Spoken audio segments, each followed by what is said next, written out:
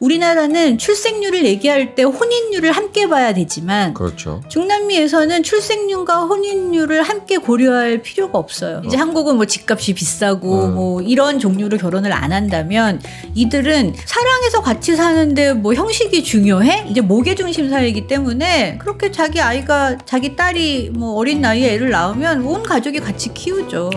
그런 책임을 사회에 바라지 않아요. 제가 한국을 잘은 몰라도 이제 뭐 아이를 낳지 않는 이유 중에 교육비가 비싸고 이런데 칠레나 중남미는 그렇게까지 해줘야 된다는 생각을 안 하잖아요. 그러니까 행복에 대한 기준도 다르고. 네네.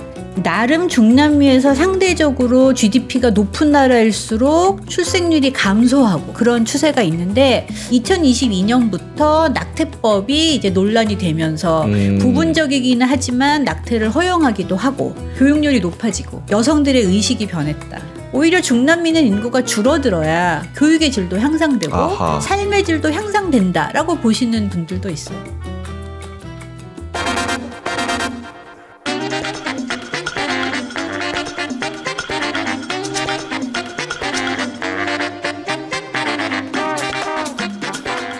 자, 오늘도 돌아온 1프로TV 중남미 탐구 생활, 여러 편들이 올라가면서 댓글도 많이 달리고 조회수도 잘 나오고 있는데요.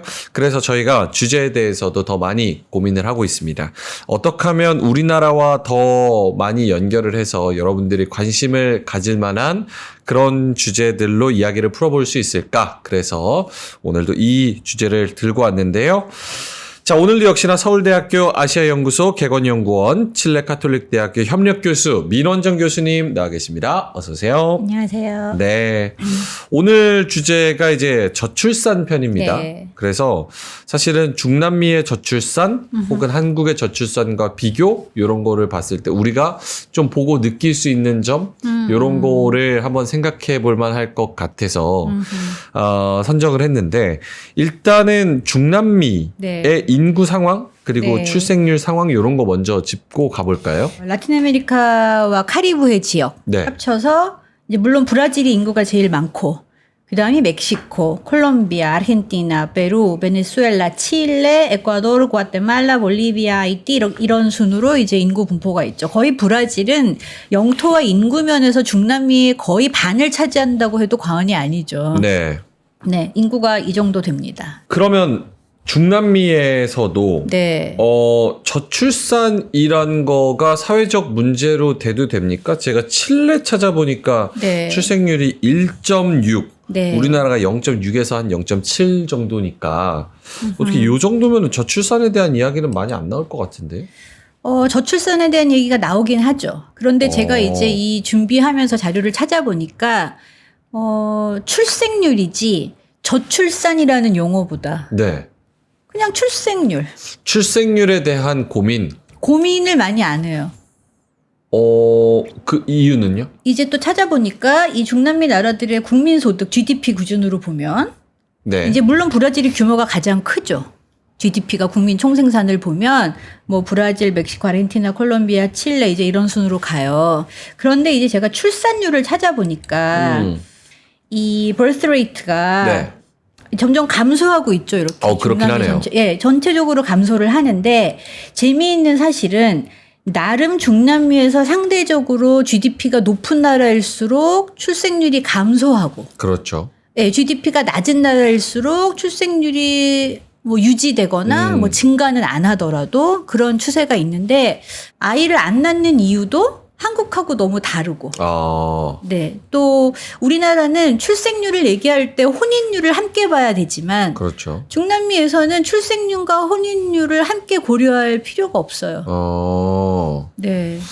오케이. 여러 가지 포인트를 한꺼번에 말씀을 해주셨는데 일단은 네. 출생률 자체가 네. 줄어들고 있다는 거 이게 사회적 문제로 이야기되고 있지는 않다.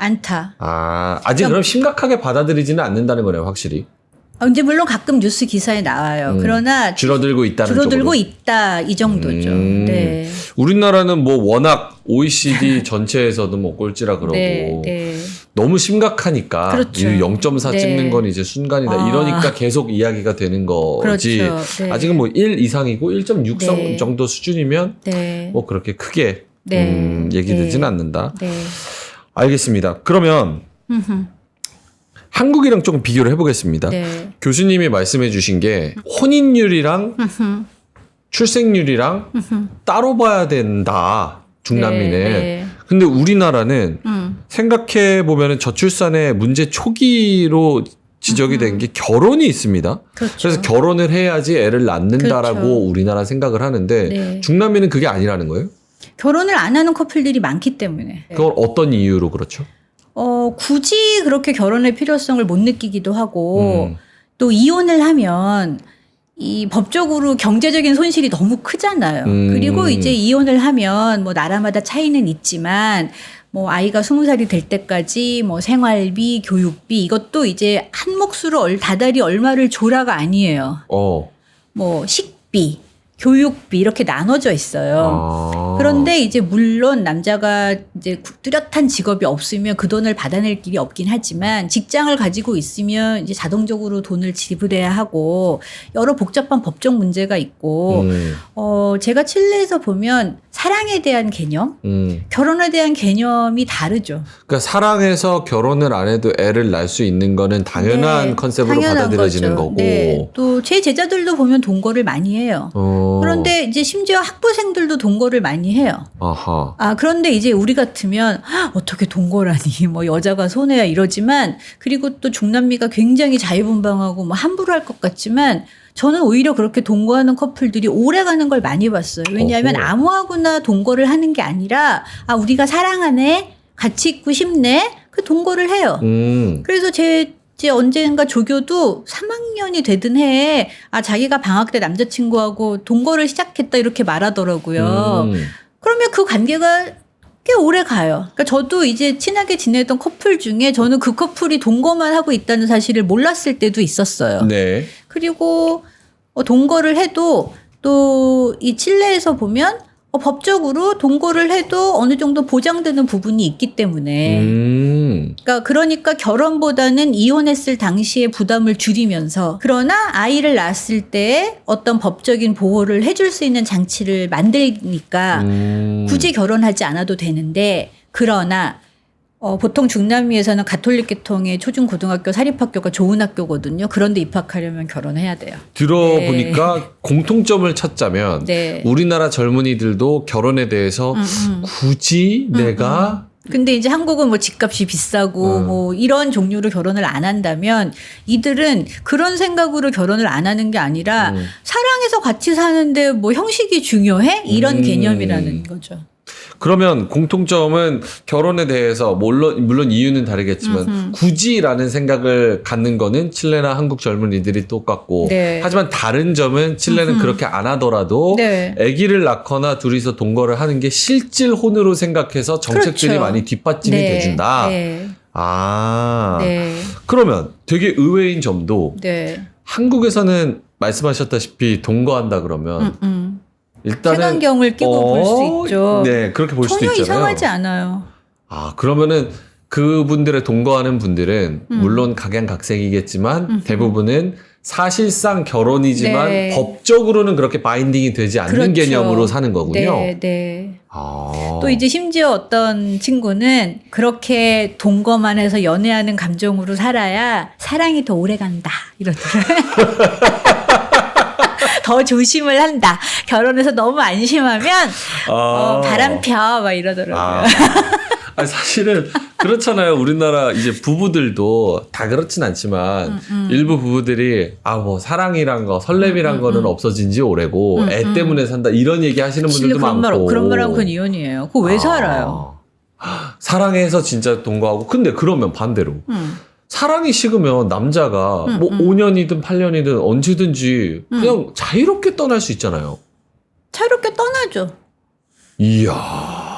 이제 물론 이게 그 엘리트층으로 갈수록 헤어지기에는 잃을 것이 너무 많은 사람들은 결혼을 유지하기도 하지만 그러나 감정에 충실하기 때문에 네, 그 개념이 다르죠. 좀 동거가 더 원활하게 그런 사회적인 무언가가 기준이 된 거는 정서적인 측면, 감정적인 측면도 분명히 있는 거군요. 그렇죠. 그리고 이제 젊은 세대로 내려갈수록 결혼을 많이 안 하죠. 이제 제가 칠레에서 저희 거의 그 저희 칠레 엄마 같은 미국 할머니가 계셨어요. 네. 정말 그 옛날에 바다 걸러 편지 연애를 하고 칠레로 시집을 오신 분이셨는데 아주 독실한 가톨릭이셨어요. 네. 근데 이제 이 분의 따님이 나이 차이가 굉장히 많이 나는 그 중미의 어떤 나라 남자와 동거하면서 아들을 낳았어요. 그러니까 이분은 걱정이 많죠. 이 젊고 잘생긴 이 남자친구가 네. 다른 여자 만나 도망가면 어쩌나, 그다음에 우리 손자는 어쩌나 걱정을 하셨어요. 그런데 그래서 자기가 늘 이제 성당에 가서 기도하신다고 이들이 결혼하게 해달라고. 그런데 이제 한 몇 년 지나서 원정 그러면서 너무 자기가 너무 좋았다. 왜냐하면 이제 좋은 사립학교 보내려고 하니까 부모가 결혼을 해야 된다는 조건이 있어서 드디어 결혼을 한 거예요. 그 딸이. 아 근데 그것도 재밌네요. 좋은 사립학교를 가려면 그러니까 좋은 학교를 가려면 또 좋은 사립학교가 가톨릭 계통이거든요. 아 그래서 되게 보수적이어서 그렇죠. 부모가 다 결혼을 했어야 네, 된다. 네. 아 그게 조건이에요? 입학 조건? 네. 그거를 지켜지지 않는 예외적인 경우는 거의 없습니까? 거의 없죠. 중남미 전체에서 혼외자 비율이 거의 뭐 40%가 넘기 때문에. 그 사립학교에서 부모가 둘 다 동성애자여도 괜찮습니까? 그건 안 될걸요. 아 그래요? 근데 이제 칠레의 경우는 동성애자 입양도 허용했어요. 허용했는데 뭐 사립학교나 좋은 학교에서는 아직도 그런 카톨릭적인 그런 건 있죠. 보수적인 그런 게 네, 있다. 그래서 제가 결혼을 안 하는 이유도 제가 한국은 아직 잘은 모르지만 결혼을 안 하는 이유도 다르고 근데 그 이유가 꼭 뭐 정치, 경제, 사회적인 분위기도 있지만 기본적으로 그들은 내 마음에 충실한 것이 중요하기 때문에 나에게 솔직하고 내 감정에 솔직한 게 중요하잖아요. 그래서 동거하는 커플 굉장히 많고 제가 이제 어떤 커플은 이제 어느 모임에서 알게 된 커플인데 저는 당연히 그 두 분이 부부인 줄 알았어요. 네. 그런데 이제 그 남자분이 돌아가신 다음에 보니까 이 둘이 동거였다는 거예요. 이 남자분이 이혼을 안 한 상태에서 이분하고 몇십 년을 동거를 하셔서 모두가 이 사람들이 커플이지만 그러니까 간통죄가 애초에 없었고 왜 미국 영화도 보면은 내가 사랑하는 사람이 생겼으니 이혼해줘 이런 말 우리나라에서 하면 우리나라는 유책 배우자 중심이기 때문에 안 되는 개념인데 얘네들은 이제 그런 게 있고 저도 그 아파트에서 그 어떤 남자 애인이구나라는 느낌을 받은 적이 있어요. 왜냐하면 이것도 우리가 집 얘기할 때 다시 할 건데 뭐 그 여자친구 주차장을 빌려주느라고 뭐 제가 차가 없어서 제 주차장을 빌려주고 뭐 이랬던 적이 있거든요. 물론 바람 피는 사람 있죠. 있지만 기본적으로 제가 칠레 친구들 만나보면 내가 나이가 드니까 성생활이 힘들고 그렇지만 그건 부부간의 의무기 때문에 막 이렇게도 해봤어 이런 얘기를 해요. 그런 얘기를 막 돌려 하는 게 아니라 친한 친구들 얘기하면 막 나이 드니까 하기 싫지만 그래도 우리는 부부니까 노력을 해야지 이러면서 뭐 이렇게도 해봤다 뭐 이런 얘기를 자연스럽게 했어요. 네. 뭐 말씀하시니까 갑자기 또 생각나는 게 예전에 히딩크 감독님이 2002년 때도 그때도 이제 되게 부부처럼 지내지만 어쨌든 파트너로 여자친구라는 엘리자베스라는 분이랑 또 같이 커플로서 사실상 이제 와이프의 역할을 또 하고 계시지만 여자친구라고 공식적으로는 소개하는 그래서 이제 칠레 외교부에서도 어떤 공식 행사가 있을 때 초청장을 제가 받아보면 이제 뭐 세뇨라 원정민 이수 파레하 그러니까 동부인 이런 개념이 아니라 파트너와 함께 오라고 왜냐면 워낙 이제 뭐 이혼도 많고 지금은 하니까 그냥 파트너라고 하지 꼭 부부여야만 하는 법이 없죠. 그런데 이제 생각해보면 만약에 제가 한국에서 결혼을 하지 않고 어떤 남자랑 동거를 한다고 얼마나 말이 많겠어요. 네. 그러나 이제 그게 저쪽 개념으로 보면 사랑하는 사람들이 함께 사는데 그게 뭐가 이상하지? 문화가 그렇다. 문화가 다르죠. 이 얘기를 우리나라 분들이 접하면 사실 칠레 그 뭐 동거 문화나 혹은 그냥 동거하다가 아기를 낳는 그리고 아빠가 만약에 혹시나 가버렸을 때 엄마가 애를 혼자 키워야 되는 이런 상황에서는 이게 정부의 정책적인 그 지원 자체가 굉장히 미비하다. 그리고 사회적인 시선도 그러하다라고 생각을 했을 때 사회적인 시선은 별로. 칠레에서 사회적인 시선은 안 그렇습니까? 만약에 뭐 그러니까 저희 학생들도 얘기하다 보면 형제인데 성씨가 다른 애들이 많이 있어요 가끔. 근데 그런 얘기 그렇게 부끄러워할 일이 아니에요. 그럼 만약에 대학생인데 뭐 갑자기 동거하다가 아기를 가져서 네. 애를 낳았어요. 네. 수업 시간에 가끔 데리고 오기도 하고. 아, 대학교 수업 시간에 애 데리고 가요? 근데 저도 뭐 한 1, 2년에 한 명씩은 봤어요. 근데 그런 얘기를 부끄러워하지 않아요. 그리고 이제 모계 중심 사회이기 때문에 그렇게 자기 딸이 뭐 어린 나이에 애를 낳으면 온 가족이 같이 키우죠. 그런 책임을 사회에 바라지 않아요. 이제 개념이 완전히 다르죠. 그렇네요. 뭐 저희 학생들이 농담반 진담반 이제 칠레도 중고등학교에 수학여행 같이 여행을 갔다 오는데 여행 갔다 오면 한두 명은 꼭 임신을 해요. 뭐 이런 얘기 했었어요. 다시 뭐라고요? 수학여행 갔다 오면 수학여행 가면 임신한다고? 꼭 한두 명은 임신해서 와요. 뭐 이런 얘기도 애들이 했는데 그래서 이제 어떤 그런 꼴레키어라고 네. 하는 그런 거기는 이제 교육 시스템이 중고등학교가 같이 돼 네네. 있는데 그래서 그런 뭐 보육시설이 돼 있는 학교들도 있고 그렇게 아이를 낳은 학생들이 많기 때문에 그래서 출산율이 저하된다고 걱정하기보다 오히려 긍정적으로 보는 연구자들도 있어요. 왜냐하면 이제 낙태가 힘들고 또 그런 청소년 임신 문제 또 이게 이제 성교육도 관련이 있잖아요. 무지에서 낳는 그렇죠. 경우도 있고 콘돔 사용을 잘 안 한다고 피임 기구를 또 그런 데 대해서 또 죄의식을 느끼는 종교적으로 그런 사람들도 있고 또 이제 어떤 칠레 친구가 말하기로는 콘돔도 비싸다. 그럼 어떻게 하냐 뭐 이런 얘기도 있었고. 그러니까 호주도 마찬가지인 게 해외에서도 저희도 1학년 때 이제 MT를 가면 어디 섬 같은 데로 애들을 이렇게 몰아놓고 박스째로 콘돔을 뿌려요. 근데 그게 뭐냐면 너네 그냥 맘대로 물란하게 놀아라 이게 아니라 아니지. 조심을 해라 이거죠. 너네가 사랑은 나누되 원치 않는 뭐 그렇죠. 임신이나 이런 뭐 걸로 병에 걸리거나 불행한 일이 생길 수 있으니까 어차피 뭐 안 준다고 안 하니까 안 할 게 아니고 뭐 하지 말라고 해서 안 할 게 어. 아니고 또 저쪽 학생들 보면 이제 우리나라도 요즘에 보면은 학생들이 굉장히 그 성숙도가 빠르잖아요. 저쪽은 더 하잖아요. 그렇죠. 예, 그러니까 그걸 막을 길은 없고 그래서 이제 물론 뭐 성교육에 대한 문제라든가 이런 얘기는 많이 해요. 그러나 오히려 이제 어떤 면으로는 이게 저소득층으로 갈수록 그렇게 미혼모라든가 또 아빠가 책임지지 않는 미혼모들, 청소년 임신이 오히려 이제 그러니까 위상류층으로 갈수록 어떻게든 가족이 책임져 줄 수 있는 방안이 많지만 저소득층으로 갈수록 가난이 대물림 되잖아요. 그런 차원에서 오히려 인구 약간 그 출산율이 줄어드는 의미가 중남미의 출산율이 요즘 줄어드는 이유는 추세는 2022년부터 낙태법이 이제 논란이 되면서 부분적이기는 하지만 낙태를 허용하기도 하고 또 이제 여성들의 개념도 많이 깨었고 또 조심도 많이 하고 그래서 줄어드는 거라서 오히려 어떤 인구학자들은 오히려 중남미는 인구가 줄어들어야 교육의 질도 향상되고 아하. 삶의 질도 향상된다라고 보시는 분들도 있어요. 알겠습니다. 여러 가지 이야기들을 들어봤을 때 우리 한국과는 일단은 정서적 문화적으로 조금 차이가 있죠. 갭 차이가 좀 있기는 네, 하지만서도 네. 알겠습니다.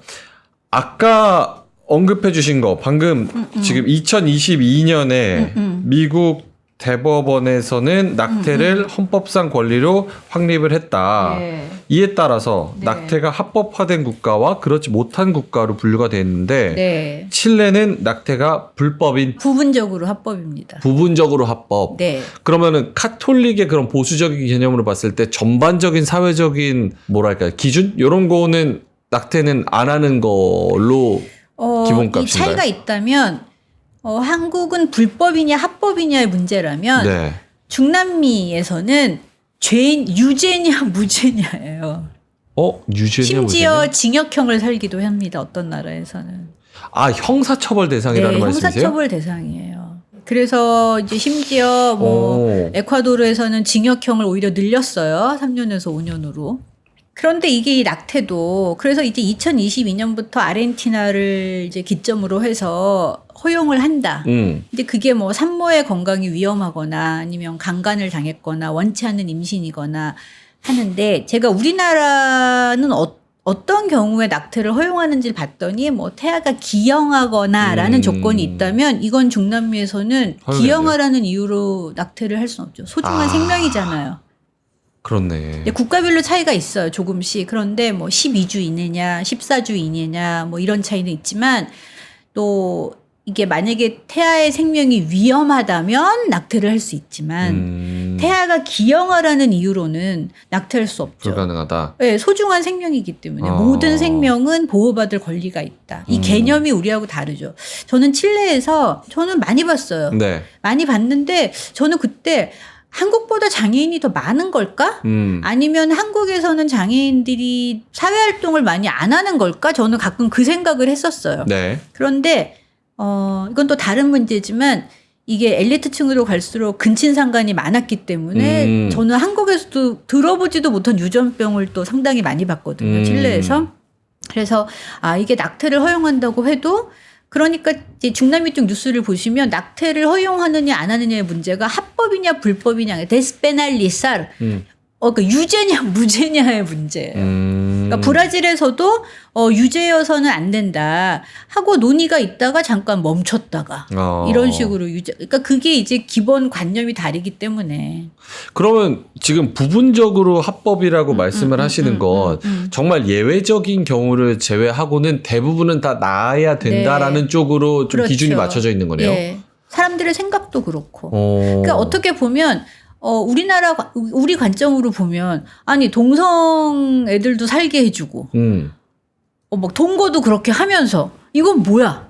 뭐 언제 보수적이고 언제 안 보수적이야? 뭐 이렇게 생각하실 수 있지만 네네. 어떤 인간에 대한 생각이 저는 다른 것 같아요. 사람을 대하는 자세. 아하.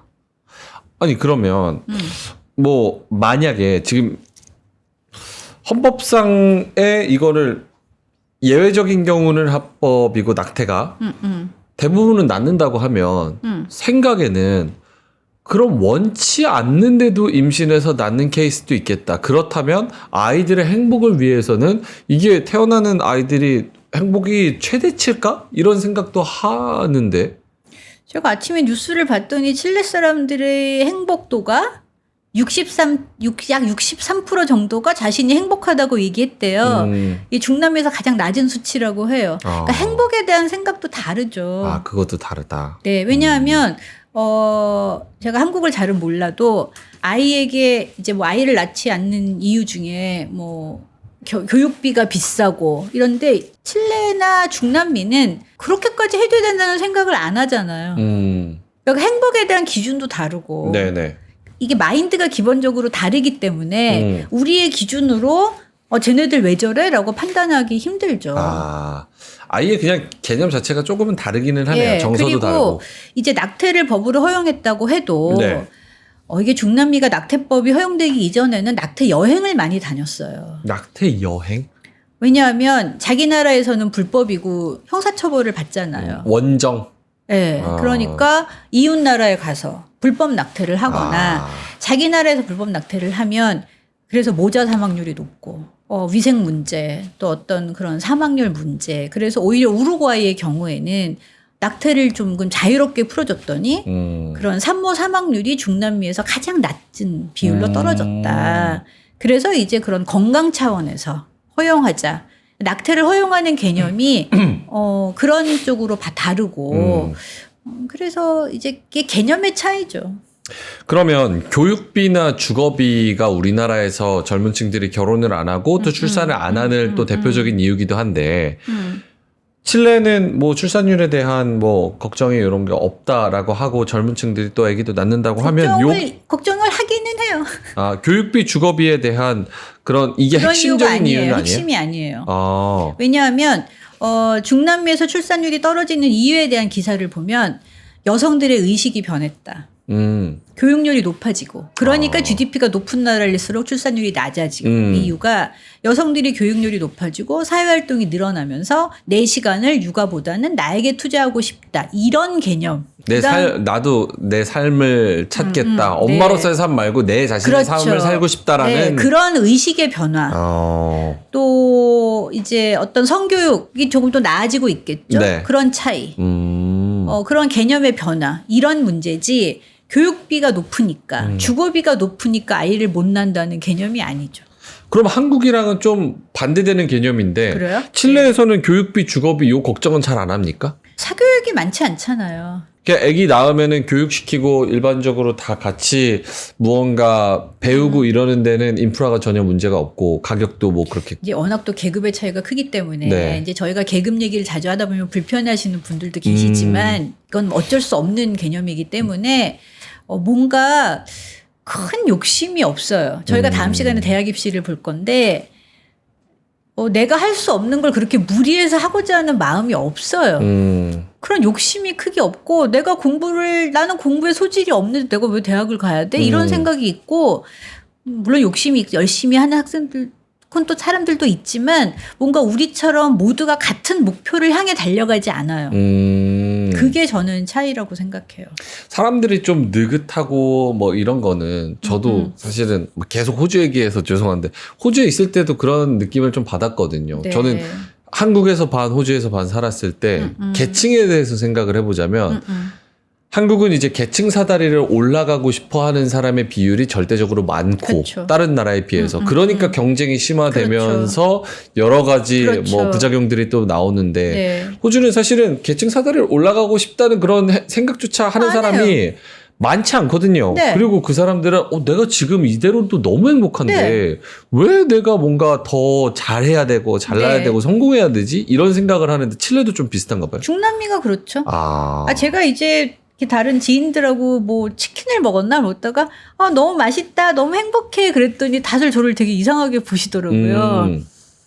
그냥 내가 뭐 오늘 하루 잘 지내면 행복하지 않나? 제가 칠레 친구들하고 이 방송 준비하면서 많이 얘기를 해봤어요. 네. 내가 한국에서 이런 거 했더니 칠레 친구들이 너무 좋아하더라고요. 그런데 어떤 친구가 그런 말을 해요.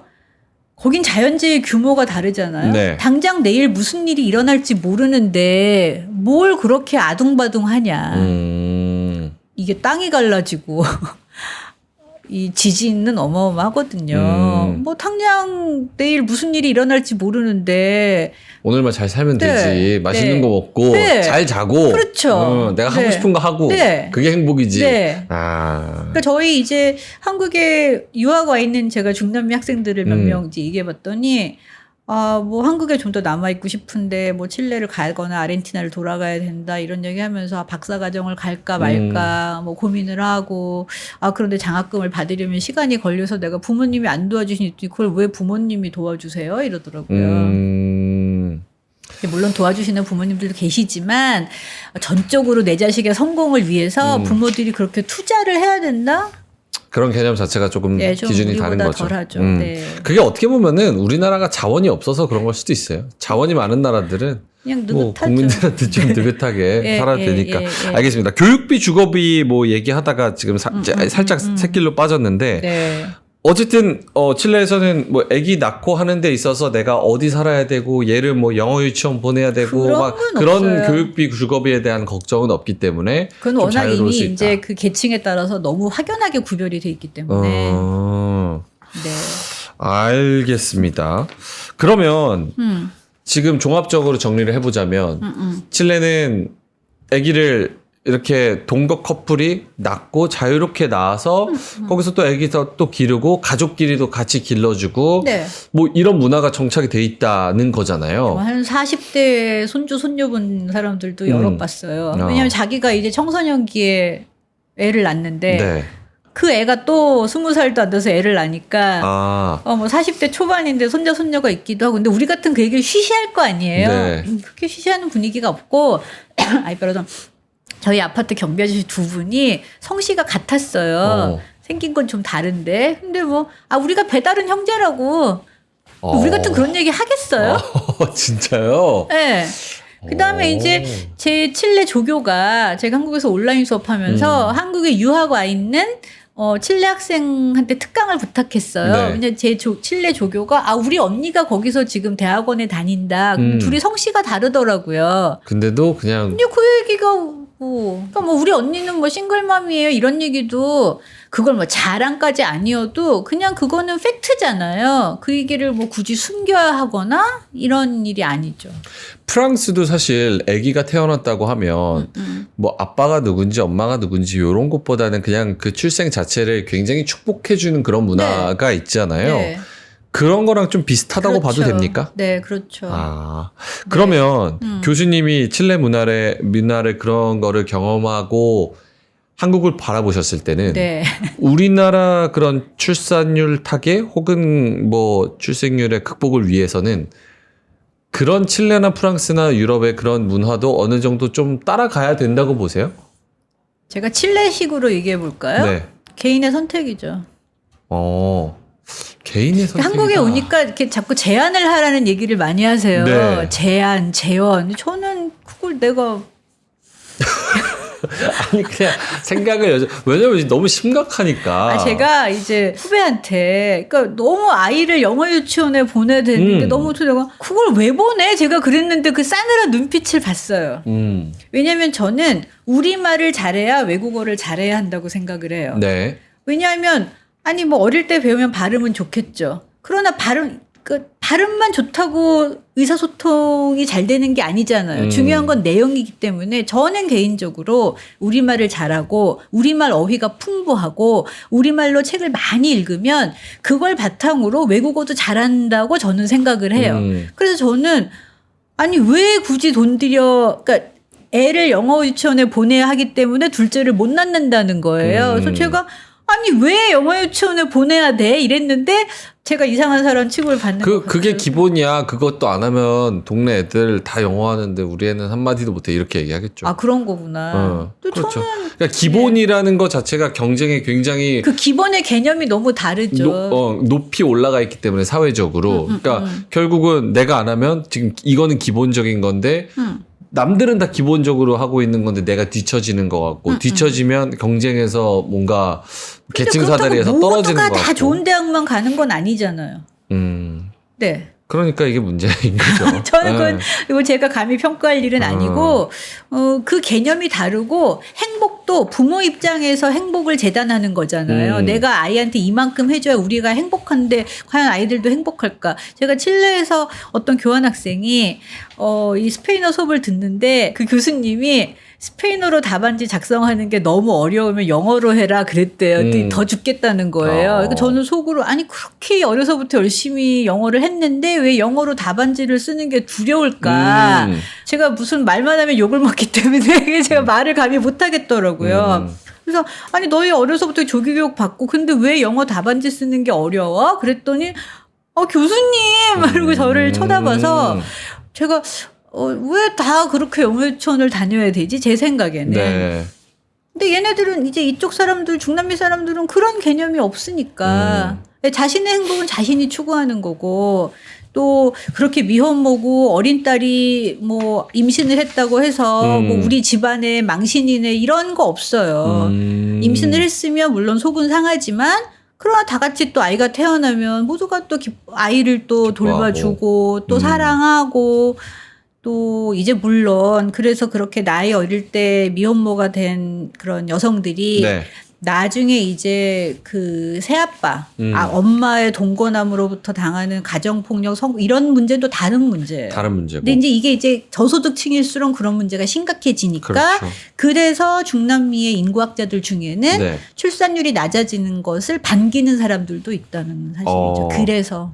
그 디테일은 뭡니까? 출산율이 낮아지면 오히려 그런 아이들의 보육 환경의 질은 또 올라갈 좋아지고, 것이다. 교육의 질도 좋아지고 삶의 질도 좋아진다라고 생각하는 사람들도 있고 제가 그래서 그 이코노미스트지는 이렇게 중남미도 출산율이 저하되고 있다. 이러면 이제 GDP 성장이나 국가 생산력에 문제가 있다라고 분석한 반면에 다른 아메리칸 쿼털리에서는 이 중남미 인구학자들과 인터뷰를 했는데 오히려 긍정적인 방향으로 보는 사람도 있고 또 제가 생각해 보니까 중남미는 제조업이 별로 없잖아요. 네네. 그러니까 인구가 줄어든다고 해서 노동력을 그렇게 걱정할 이유가 아하. 어차피 자원이 있는 또 나라고. 어차피 자원으로 포도와 뭐 돼지고기 뭐 이런저런 거 다 해가지고 파니까. 네, 그러니까 뭐 공장이 많이 없는데 굳이? 그러니까 이 개념이 다르죠. 아하. 처한 환경도 다르고. 이게 진짜 저출산 문제가 굉장히 복잡하고 네. 어려운 이슈인 게 사회적인 그런 뭐 개념, 문화적인 개념, 거기다가 경제학적인 그렇죠. 구조 네. 너무나도 많은 것들을 생각해야 네. 되기 때문에 그렇기 때문에 뭐 단순히 어느 나라의 경우를 보자, 어느 나라 정책을 보자라고 말할 수가 없지 않을까요? 우리나라가 처한 환경과 사람들의 마인드와 또 중남미 사람들의 마인드가 다르기 때문에 네. 그러면 아기 낳아서 직장에도 데리고 갈 수 있고 그래요? 그러니까 저도 학생이 어느 날 이렇게 꼬마 애를 데리고 왔어요. 오늘은 이제 애를 봐줄 사람이 없대요. 그럼 애들이 뭐 어머 예뻐 뭐 이러면서 그냥 또 애도 얌전히 앉아 있고 그거를 가지고 코멘트를 단다는 생각 자체가 없죠. 그냥 그렇게 데려올 수 있다는 것 자체가 그냥 문화적으로 그러니까 허용이 만약에 되는. 한국 같으면 여대생이 어. 내가 미혼모예요. 네. 그러면서 이 애를 데리고 갈 수 있을까요? 어렵죠. 사실 어렵죠. 현실적으로. 근데 뭐 이 학생이 데리고 오면은 그냥 뭐 다들 아무도 색안경 끼고 보지 않아요. 네. 인식이 좀 바뀌어야 되기도 하고. 그럼 어르신들이 싫어하시지 않을까요? 한국에서는. 예. 여성들이 아이를 낳기 싫은 이유에 대해서 아까 언급을 네. 해주셨는데 네. 약간 뭐 개인적인 삶 그리고 내가 추구하는 목표, 목적 이런 네. 거를 달성하기 위해서 네. 여성들이 교육을 받으면서 더 그렇죠. 자아를 추구하고 싶은 또 그런 여성들이 실현 욕구가. 교육률이 높아지니까 이제 뭐 결혼해서 아이를 낳고 싶은 그런 나이대가 이제 늦춰지겠죠. 제가 그때 이제 저희 제자들한테 요새 우리 때는 그냥 쓱 손잡으면 사귀는 건 줄 알았는데 네. 요즘에 한국은 사귀자고 말을 해야 사귀는 거라더라. 너희는 어떠냐 그랬더니 그냥 사귀는데 이게 한국하고 비슷해. 뭐 우리 무슨 사이야 물으면 그때부터 고민 좀 해본대요. 그런데 무슨 사이야 물으면 그때 고민한다. 고민을 하는데 제가 이제 칠레 동료들도 이렇게 얘기를 해보면 어느 날 정신 차려보니까 자기가 결혼식장에 있더라. 농담반 진담반 말하는데 저는 이제 오히려 요즘 한국 젊은이들의 연애 문화를 그냥 듣기만 했지만 오히려 중남미 사람들이 어떤 사랑에 대한 그 개념이랄까 더 진지하다고 봐요, 저는. 네. 좀 더 열정적이고 뭔가 인간적인 약간 그런 개념? 뭐 그렇다고 한국이 비인간적이라는 게 아니라 네, 뭔가 따지지 않는. 그러니까 우리나라랑 조금 그런 부분은 다르다고 볼 수 있을까요? 우리나라는 사실 결혼은 현실이다라는 이야기들을 꽤 많은 분들이 하시잖아요. 네. 그러니까 일단은 경제력을 먼저 봐야 되고 그 다음에 뭐 성격, 뭐 집안, 뭐 학력. 그런 구분을 이렇게 들어본 적이 없어요. 그러니까 제가 딱 이 칠레에서 결혼이 뭐였을까 생각해 보니까 친구들이 이렇게 모여서 얘기하던 어떤 수다가 생각이 났는데 뭐 친구들이 모여서 나 남자친구 생겼어 이런 얘기할 때 걔네들이 딱 첫 마디가 그 남자 뭐해가 아니에요. 그럼요. 사랑해? 그건 너무 당연한 거고. 당연한 거고. 그거 뭐 물어봐요? Te hace reír? 너를 웃게 해? 매우 중요한. 네. 나를 즐겁게 편안하게 해주는 사람. 첫 마디가 뭐해가 아니에요. 그러니까 제가 어느 모임에서 처음 칠레 생활 초기 시절에 제가 뭐 거기서 요가 하다가 만난 그룹이 있어요. 다들 요가를 그만두고 먹기만 했지만. 근데 이제 뭐 저는 너무 한국식으로 깨세 이렇게 모여 또 애들이 약간 의아했어요. 그 직업이나 뭐 연봉이나 이런 거를 궁금해하는 게 아니고. 야. 그 다음에 이제 친구들이 뭐 누구랑 뭐 한국식으로 말하면 뭐 썸을 탄다 그럴 때 이제 뭐 어떤 친구가 뭐 남자친구를 지금 사귀고 있다 이런 얘기를 하는데 뭐 어느 파티에서 만났는데 우리가 굉장히 오래 얘기를 했어. 그게 사랑의 시작이에요. 나랑 말이 잘 통하는 사람. 그리고 나를 웃게 하는 사람. 근데 우리가 누구 만났는데 그거부터 얘기하나요? 잘 모르겠어요. 그건 연애 말고 결혼의 기준도 비슷합니까? 지금 말씀하시는 그렇죠. 것처럼? 사랑이 가장 중요하죠. 그런데 이제 물론 그 모임의 성격 자체가 비슷비슷한 사람들끼리 많이 모이겠죠. 그런데 어떤 사랑이나 뭐 결혼을 얘기할 때 뭐 그 시작은 뭐 어느 모임에서 둘이 굉장히 이제 얘기를 많이 했다. 근데 저도 그 플러팅은 그게 제가 아무리 오래 살고 그 문화를 알아도 제가 흉내낼 수 있는 건 아니더라고요. 이제 이제 예를 들면 우리는 누구를 초대한다 그러면 친한 사람들만 모이는 경우가 많지만 네네. 칠레 친구들 뭐 생일 파티나 가보면 모르는 사람이 와도 이렇게 별로 거리낌이 없잖아요. 그럼 이제 거기서 이렇게 뭐 이렇게 어떻게 해서 주고 받다가 뭐 얘기를 하겠죠? 네. 그래서 저도 그게 어떻게 화살표가 짝짓기가 되는지는 저는 흉내를 못 내겠어요. 네. 그냥 뭔가 이루어지고 있구나 이제 감만 오죠. 좀 더 지내보면 저거는 이제 그냥 즐길 눈빛인지 진지하게 갈 눈빛인지는 이제 그냥 이렇게 파악만 되는데 뭔가 진지하게 가는 사이를 보면 처음에는 얘기를 굉장히 오래 했다. 이렇게 내가 대화를 나눌 수 있는 사람, 즐겁게 얘기할 수 있는 사람, 그러다가 이제 결정적일 때는 떼스레이 널 웃게 해? 이게 중요하죠. 그럼 결혼하는 데 있어서도 사실 이 얘기를 쭉 들어보니까 그러면은 칠레는 약간 그런 그런 결혼하고 사는 생활하는 비용이나 아기 낳는 보육 비용이 그렇게 큰 걱정은 아닌가 보다라는 생각이 드는 게 왜냐하면 자기 그 수준에 맞춰서 딱 그 정도를 하니까. 네. 한국은 일단은 경제력이나 뭐 하는 사람인지 물어보는 이유는 정규직 비정규직 이런 것도 물어보는 이유는 결국 사랑해서 결혼했는데 이 돈 때문에 막 지지고 볶고 싸우다가 또 사랑이라는 감정이 뭐 칠레라고 돈 때문에 지지고 볶고 안 싸우겠어요. 그건 아니겠죠. 왜냐면 제가 이혼한 친구들 보면 거기는 그 미국식의 체크를 줘요. 블랭크 체크를 써야 되니까 다달이 이제 뭐 사람들이 보통 생각하실 때 중남미 남자들 자상하고 이렇지만 얼마나 쫀쫀한데요. 그 블랭크 체크 하나를 받기 위해서 다달이 그거 주느라고 막 만나기 싫어 죽겠다고 막 그것 때문에 스트레스 받는 친구들 많아요. 그런데 보면 이혼한 친구들도 남자친구가 생겨 여자친구가 생기면 또 그냥 너무 자연스럽게 아이들하고 만나고 우리는 그게 굉장히 이제 힘든 어떤 과정이라면 네, 이제 좀 약간 개념이 많이 다르죠. 이거를 이제 어르신들이 들으시면 망조가 들었네. 뭐 저런 것들이 이러실 수 있지만 또 그들의 사는 모습은 그들의 사는 모습이죠. 그렇죠. 네, 오히려 칠레가 걱정하는 건 제가 마침 오늘 아침에 칠레 뉴스에서 봤는데 2021년도에 칠레에서 태어난 아이들의 약 17.4%가 외국인 어머니라고 해요. 그게 무슨 말이에요? 이민자의 자녀들이죠. 그런데 그 17.4%에서 대부분이 베네수엘라, 하이티, 페루, 콜롬비아 이들이 저희가 그때 반가운 이민, 반갑지 않은 이유 그 얘기 했었잖아요. 반갑지 않은 이유 상대적으로 조금 가난한 나라에서 온 넘어오는 이민자들의 사람들. 아이들이 17.4%가 된다고 해요. 그러면 그 아이들이 세상에 나왔을 때는 약간 보육 환경이나 이런 것들이 조금 열악할 수 있고 그 부분이 걱정되는 겁니까? 그분도 걱정되고 뭔가 칠레 사람이 아닌 우리가 원하지 않는 그래요? 그거는 만약에 지금 외국인 어머니라 그래서 17.4%가 뭐 태어났다고 하면 그거는 그 칠레 국가 입장에서 봤을 때는 어떤 부작용이 있다고 생각해서 걱정을 하는 거예요? 부작용이라기보다 반갑지 않죠. 왜 반갑지 않은 거예요? 유럽인이 아니잖아요. 유럽인이 아니어서 왜냐하면 칠레 우리가 국가 정체성 오래 얘기했었잖아요. 그러니까 독립 국가 형성기부터 유럽지향적이고 백인 국가를 만들기 위한 정체성을 만들어 왔는데 지금 이제 그런 인구가 계속 늘어나고 있잖아요. 그런데 이제 여기서도 차이가 우리는 그때 아버지가 누구냐가 중요하잖아요. 이들은 어머니가 누구냐가 중요하죠. 왜냐하면 칠레를 비롯한 중남미에서는 어머니의 성을 같이 써요.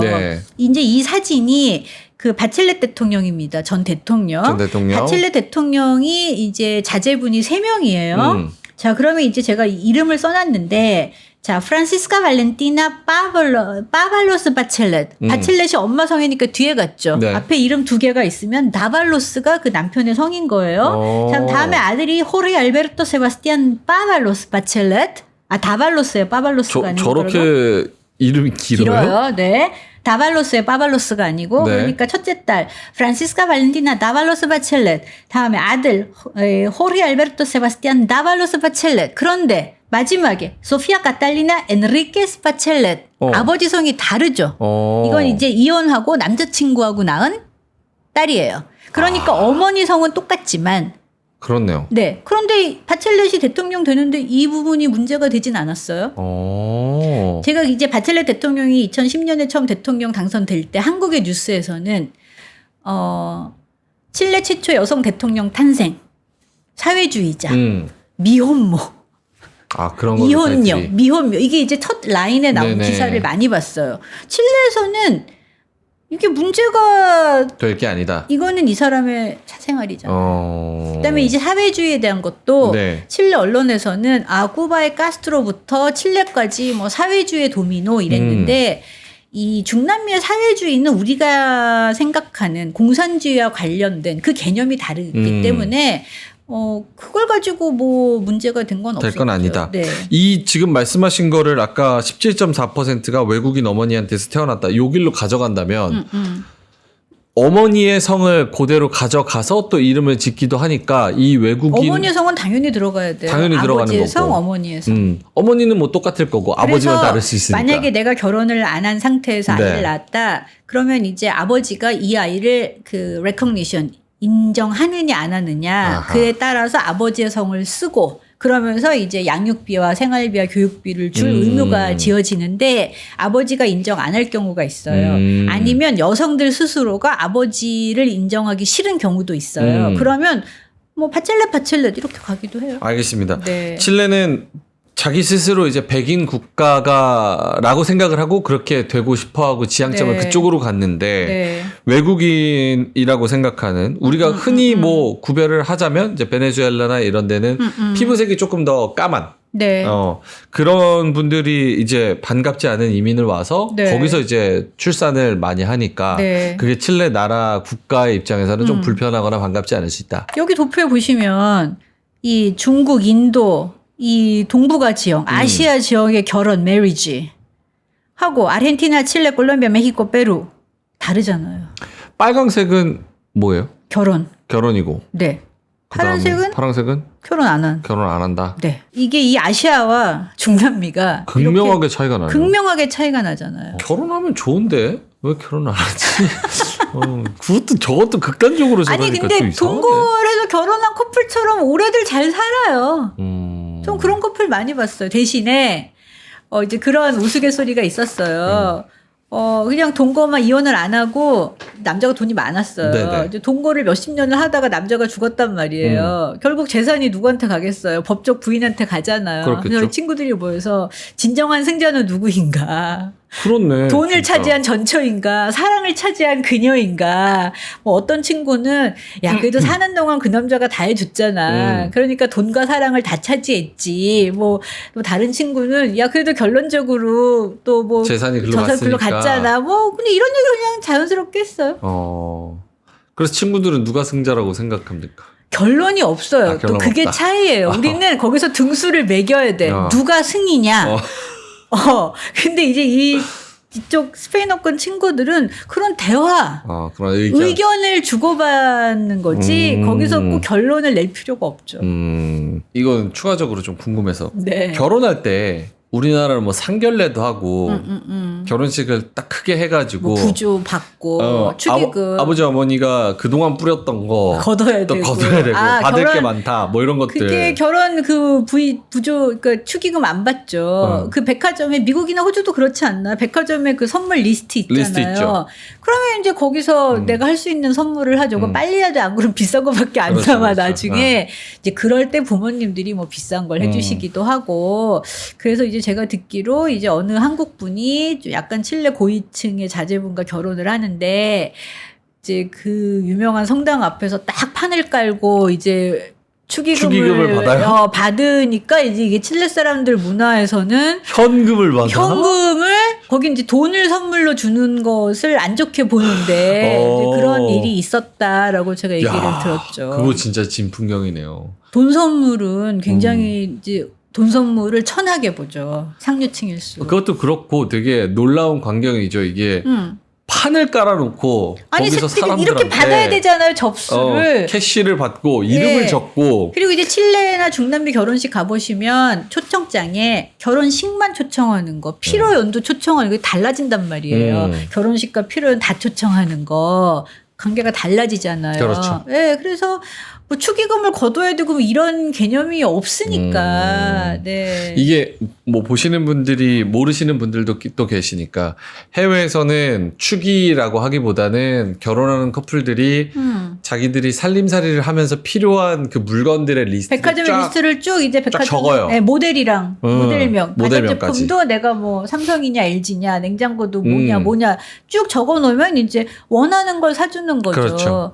이제 뭐 한국은 내가 원하지 않는 걸 사준다거나 아니면 필요한 거 사려고 돈으로 준다거나. 돈으로 줘. 이러지. 근데 저희가 한국에서도 얼마를 나는 내야 될지 또 조금 주면 욕 먹는다고 하고 또 제가 너무 난감할 때가 많거든요. 네. 그런데 뭐 그렇게 리스트 중에서 이제 살 수 있는 거는 알아서 이제 각자 또 사주면서 선물을 해주면서 네. 형편에 맞게. 그럼 네. 뭐 나머지 리스트가 안 채워지는 것들도 있을 있어요. 거고. 그럼 그건 자기들이 사요. 자기네들이 사는 네. 거고. 네.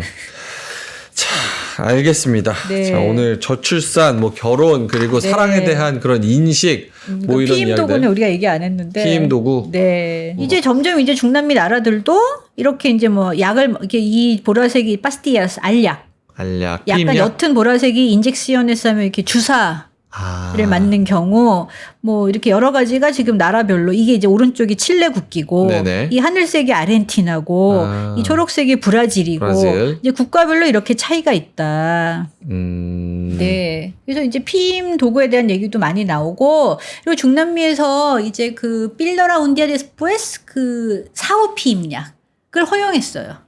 어디서요? 중남미에서? 칠레에서. 칠레에서. 칠레, 아르헨티나 여러 나라에서 이 사후 피임약을 허용했어요.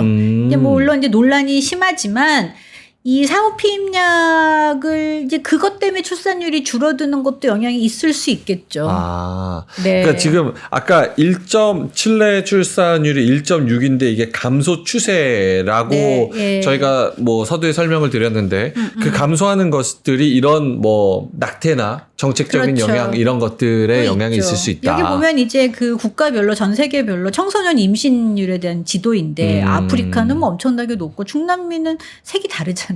이쪽. 자, 오늘 저출산 관련해서 우리나라 저출산이 워낙 심각하다 보니까 칠레는 어떤 상황을 겪고 있나, 중남미는 또 어떤 상황이고, 우리가 그들의 인식과 상황을 보고 혹시나 힌트를 얻을 수 있는 부분은 무엇이 있을까? 네. 이런 관념에서 네. 결혼과 출생 그리고 인식 여러 가지 이야기를 해봤습니다. 네. 재밌었던 것 같아요. 그렇죠? 저는 재밌었습니다. 네. 개인적으로. 저는 이제 30대니까 네. 저출산과 뭐 결혼율 이런 거에 아니, 직접적으로 본인도 표본이 되는. 결혼을 하시기 별로 안 좋아하시면서. 저요? 네. 하고 싶죠. 하고 싶어요. 네. 네, 알겠습니다. 네. 자, 그리고 저희 일프로TV 댓글에도 여러분들의 의견을 많이 달아주시면서 주제도 칠레나 중남미 관련해서 요런 점이 궁금하다. 혹은 요런 점을 들었는데 실제로 그런지 확인해 주셨으면 좋겠다. 네. 한국과 비교해 주세요. 뭐 여러 가지 주제에 네. 대한 제안을 주셔도 좋으니까 그런 부분도 여러분들의 힘이 좀 필요하다는 점 부탁드리겠습니다.